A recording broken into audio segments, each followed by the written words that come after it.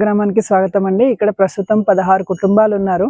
ఇది మన భారతీయ పూర్వ జీవన విధానం ప్రచారం చేయడానికి ఈ గ్రామము శ్రీల ప్రభుపాద అంటే ఇస్కాన్ ఫౌండర్ ఆచార్య యొక్క కళ అన్నమాట. ఇది భారతీయ జీవన విధానం ప్రపంచం మొత్తం కూడా అందరినీ కూడా సేవ్ చేస్తుంది.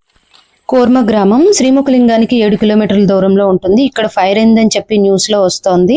ఈ ఫైర్ అయిన టెంపుల్ అన్నమాట, మందిరం అనేది నేను వీడియో తీసాను మొన్న వెళ్ళినప్పుడు, చూపిస్తాను మీకు ఎలా ఉంటుందో. ఎంట్రన్స్ అనేది ఇలా ఉంటుంది. లోపల మనకి తాటి దూలాలతో, తాటి చెట్లు పడేశాక ఆ దూలాలతో ఇల్లు ఎలా తయారు చేస్తారు పూర్వం, అలాగే సేమ్ ఈ మందిరాన్ని తయారు చేశారు. అదంతా ఓపెన్ ప్లేస్ ఉంటుంది. ఎవరైనా ప్రార్థనలు చేసుకోవచ్చు. ఇక్కడ బుక్స్ ఉంటాయి. ఈ బుక్స్ రామాయణ భారత మహాగ్రంథాలన్నీ ఇందులోనే ఉంటాయి అన్నమాట. వాళ్ళు ఎవరికైనా కావాలంటే ఇస్తారు, అక్కడికి వెళ్ళి అడిగితే. లేదంటే అక్కడ ప్రార్థన చేసుకొని అక్కడే పెట్టేయచ్చు. చూడండి, ఇక్కడ దీపాలు ఉన్నాయి. నెక్స్ట్ ఇక్కడ చైర్స్ ఉంటాయి. ఎవరైనా కింద కూర్చొని వాళ్ళు ఉంటే వాటిపైన కూర్చోవచ్చు చక్కగాను. ఇది కూడా బుక్ స్టోర్ అన్నమాట. ఇక్కడ కూడా బుక్స్ ఉంటాయి. నెక్స్ట్ అలా ముందుకు వెళ్తే ఈ ఫొటోస్ అన్ని ఈ చివరి నుంచి ఆ చివరి వరకు ఉంటాయి. చైతన్య ప్రభుపాదులు ఎవరెవరికి ఏం ఉపదేశం చేశారు, ఏంటి, ఎవరిని కలిశారు, ఎవరితో మాట్లాడారు, ఎవరి దగ్గర బోధనలు చేశారు, ఎవరితో విందు చేశారు అనే ఫొటోస్ అన్ని ఇక్కడ పెట్టారనమాట. చూడడానికి బాగుంటాయి. నెక్స్ట్ అలా ముందుకు వెళ్తే మనకు అక్కడ రాధాకృష్ణుల ఫొటోస్ ఉంటాయి. రాధా మాధవ మందిరం అంటారు ఈ మందిరాన్ని, శ్రీ రాధా మాధవ మందిరం. ఇక్కడ ఈ ప్రభువులు వారు కూర్చున్నారు కదా, మనం దగ్గర నుంచి చూస్తే నిజంగా అక్కడ ఉన్నట్టుగానే ఉంటారు. విగ్రహం అంత బాగుంది.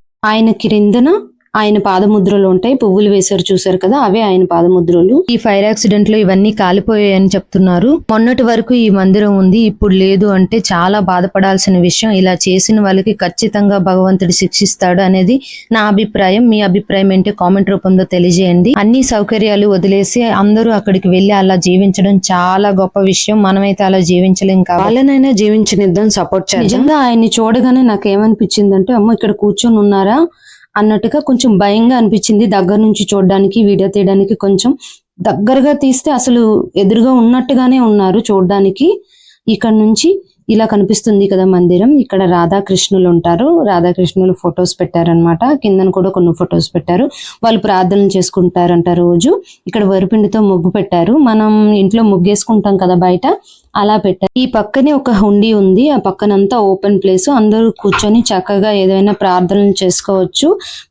ఎవ్రీ సండే వాళ్ళు ప్రార్థనలు చేస్తారంట. బయట వాళ్ళు కూడా ఇన్వైట్ చేస్తారు. ఎవరైనా వెళ్ళి ప్రార్థనలో పాల్గొనవచ్చు.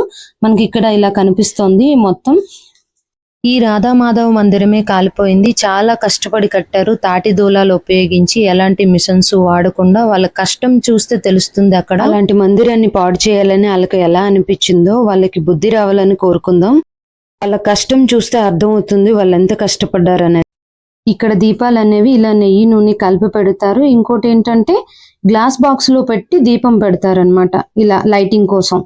ఇప్పటికీ వాళ్ళు అక్కడ 6 సంవత్సరాల నుంచి ఉంటున్నారంట. 16 కుటుంబాలు దగ్గర ఉన్నాయి. వాళ్ళు కొద్ది కొద్దిగా డెవలప్ చేసుకుంటున్నారు వాళ్ళ ఇళ్ళని. అలాగా పెంచుకుంటూ పోతున్నారు. ఫైర్ అయినప్పుడు ఎవరూ లేరు కాబట్టి సరిపోయింది. ఇలా ఎవరూ చేశారని వాళ్ళు అంటున్నారు. ఆ వర్షంలోనే మనము మాట్లాడుకుంటే, వాళ్ళకు ధైర్యం ఉంటే వాళ్ళతో లీగల్ గా ఫైట్ చేయాలి, కానీ ఇలా చేయడం మంచి పని కాదని నా అభిప్రాయం. ఈ వీడియో చూసే వాళ్ళకి ఏమనిపిస్తుందో కొంచెం కామెంట్ చేయండి. ధర్మో రక్షిత రక్షిత. ధర్మాన్ని మనం రక్షిస్తే ధర్మం మనల్ని రక్షిస్తుంది. లేదు కాదు ఇలాంటి పనులే చేస్తామంటే ఖచ్చితంగా శిక్షిస్తుంది. ఇదే నా అభిప్రాయం. మీ అభిప్రాయం ఏంటో తెలియజేయండి కామెంట్ రూపంలో. మన వీడియో మీకు నచ్చినట్లయితే లైక్ చేయండి, షేర్ చేయండి, సబ్స్క్రైబ్ చేయండి. ఖచ్చితంగా అయితే షేర్ చేయండి, ఎందుకంటే ఈ విషయం అందరికీ తెలియాలి. వాళ్ళు చాలా పెద్ద తప్పు చేశారనేది నా అభిప్రాయం. మీ అభిప్రాయం ఏంటో కామెంట్ రూపంలో తెలియజేయండి. ఇప్పుడు నేను ఒక చిన్న క్లిప్ పెడతాను. ఆ క్లిప్ చూడండి, ఎంత ప్రశాంతమైన సౌండ్స్ వస్తాయో అక్కడ నుంచి. అంత ప్రశాంతంగా ఉంటుంది అక్కడ. ఈ గ్రామంలో చిన్నపిల్లలు కూడా ఉన్నారు.